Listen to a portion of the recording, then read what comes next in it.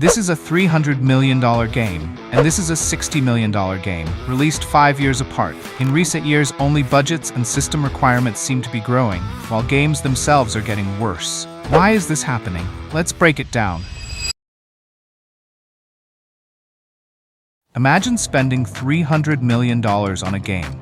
Your mind immediately pictures cutting-edge graphics, groundbreaking gameplay, and a world so immersive it practically breathes. In theory, that's the golden ticket to the gaming revolution. But what if I told you that all that cash can sometimes result in something that feels more like a glorified tech demo than a finished masterpiece? Here's the reality. A massive budget isn't a magic wand, it's an illusion. When publishers throw enormous sums at a project, they're not handing creative freedom to the developers. They're strapping them into a corporate roller coaster designed for safe bets. Instead of letting creativity run wild, every decision becomes a checklist item. Does this feature guarantee a safe return? Is it marketable? Will it please the investors? The result? A game that ends up looking and feeling, well, unfinished. All that money is supposed to translate into brilliance, yet somehow, it just creates pressure. Pressure that stifles innovation and forces developers into the corporate mold. Let's pull back the curtain and see where the money actually flows. If you're expecting the bulk of that $300 million to go directly into making the game rock solid, think again. Roughly half of the budget is swallowed by marketing. Before a single line of code is finalized, millions are spent on slick CGI trailers, influencer partnerships, and pre-order campaigns. The focus is on hyping up the product to create buzz, even if the final product barely lives up to the trailer. Need a voiceover? Call an A-lister who can deliver lines with the enthusiasm of someone who just woke up.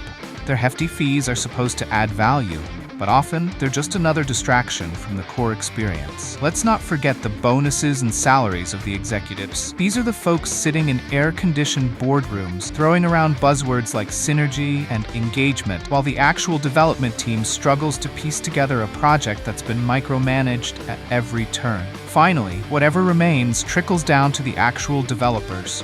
And by that point, it's like being given a bag of pennies with instructions to build a spaceship. The resources needed to truly polish a game are often in short supply, because the money's already been spent on fluff. This misallocation of funds is the first major step in turning what should be a labor of love into a soulless product.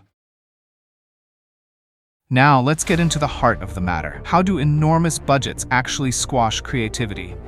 When you have $300 million on the line, every creative decision becomes a potential financial risk. And risk? Well, that's not something executives are eager to take. Developers, once free to experiment and innovate, find themselves forced into a rigid template. Instead of venturing into uncharted territory, they're told, stick to what's worked before. And what does what's worked look like? A bloated open world with repetitive side missions, a crafting system that adds little to the experience, and an endless barrage of live service features designed more to keep you logged in than to entertain you. Imagine being an artist forced to paint by numbers, even though you have a whole palette of colors at your disposal. That's what it's like for developers working under massive budgets. Their brilliant ideas get drowned out by endless corporate meetings and approval processes. Every new concept is scrutinized not for its potential to delight gamers, but for its revenue potential. This risk-averse mentality leads to games that are safe, generic, and frankly boring. There's no room for bold innovation when every decision is weighed against the risk of losing millions. It's the corporate equivalent of playing it safe in a game of high-stakes poker, where you're not trying to win big, you're just trying not to lose at all.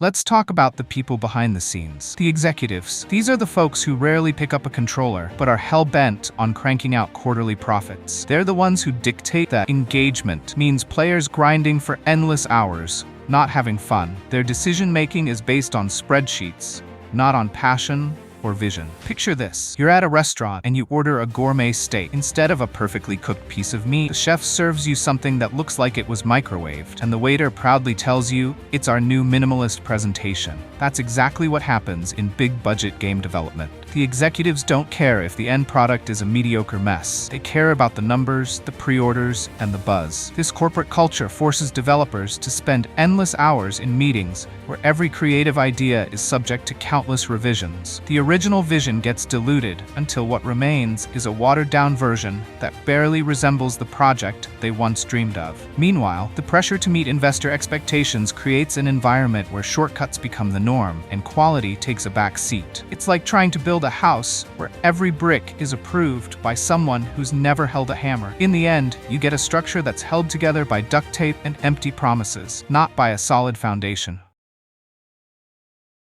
Now, let's shift our focus to those on the front lines, the developers. While publishers and executives sit comfortably in their high-rise offices, the actual creators are burning out under relentless pressure. Imagine being part of a team where every creative decision must pass through a labyrinth of corporate approval. The pressure to deliver a product on time and on budget leads to grueling crunch periods. Developers work 80-hour weeks, sacrificing personal time and sometimes their health, all in the name of meeting an unrealistic deadline. The irony is brutal. The same companies that boast about their astronomical budgets end up depleting the very talent that could create something amazing. When creative minds are overworked and underappreciated, the result is a game that feels assembled on an assembly line, a mass-produced product with no heart. This burnout isn't just bad for the developers, it's bad for the games too. A tired, stressed team is less likely to take creative risks, less likely to innovate, and more likely to stick to safe, formulaic designs. In the end, the quality of the game suffers, and the players are the ones who pay the price.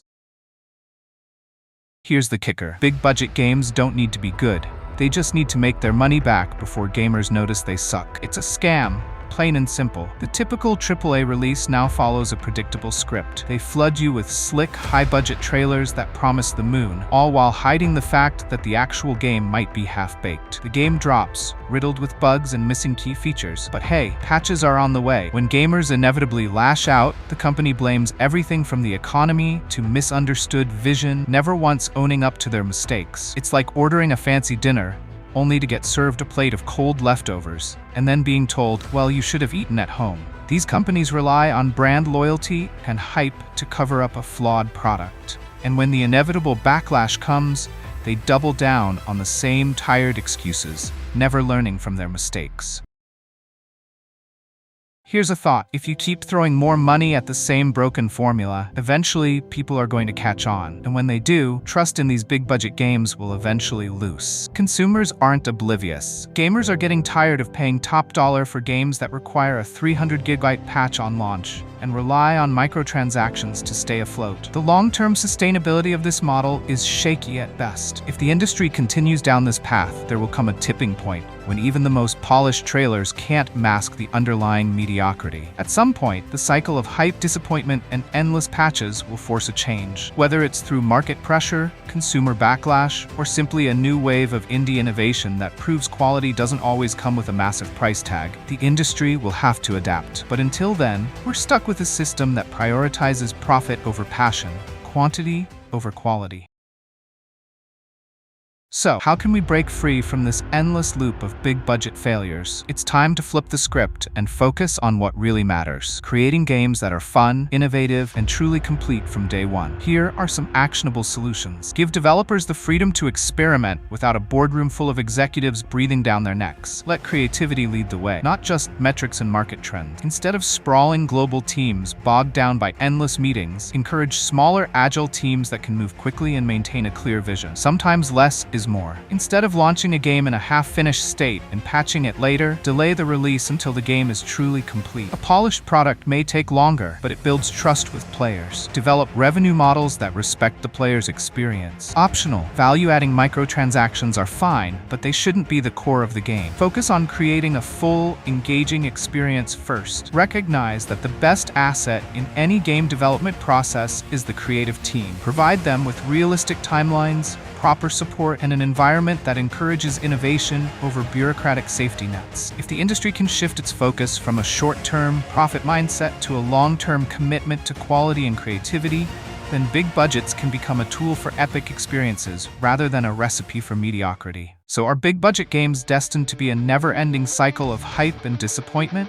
Maybe, but there's one shining exception on the horizon: and that is GTA 6. GTA 6 has $2 billion budget. It is actually more than Burj Khalifa cost. But Rockstar has always been the anomaly in this trend. They don't simply throw money at a project and hope for the best. They invest time, trust their creative vision, and deliver experiences that set the standard. When Rockstar takes a decade to craft a game, it's because they're focused on making something that stands apart from the corporate assembly line of modern gaming. I have high hopes for GTA 6. If Rockstar can harness a massive budget without falling into the traps of endless monetization and creative safe mode, then it proves that big money isn't inherently bad. It just needs to be managed right. So, what do you think? Are big budgets killing gaming, or is there still hope for innovation? Drop your thoughts in the comments, smash that like button, and subscribe for more deep dives into the world of gaming's biggest challenges. Let's hope the future brings more creative breakthroughs and fewer billion-dollar disasters.